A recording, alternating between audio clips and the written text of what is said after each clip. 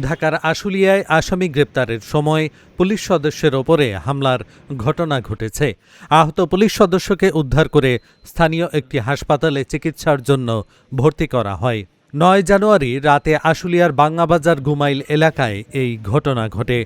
আশুলিয়া থানার ওসি রুবেল হাওলাদার জানান, রাতে গোপন সংবাদের ভিত্তিতে আশুলিয়ার বাংলাবাজার এলাকায় বৈষম্য বিরোধী ছাত্র হত্যার আসামি সোহেল শিকদারকে গ্রেপ্তার করতে যায় আশুলিয়া থানা পুলিশ। এ সময় আসামির সহযোগীরা এসআই মনিরুল সহ সাথে থাকা কনস্টেবল ফারুকের ওপর দেশীয় অস্ত্রসহ হামলা চালায়। পরে স্থানীয়রা আহত পুলিশ সদস্যদের উদ্ধার করে হাসপাতালে ভর্তি করে। সোহেল শিকদার কার্যক্রম নিষিদ্ধ সংগঠন যুবলীগের স্থানীয় ওয়ার্ড শাখার সাংগঠনিক সম্পাদক। এই ঘটনায় দোষীদের দ্রুত আইনের আওতায় আনার চেষ্টা চলছে বলেও জানায় পুলিশ।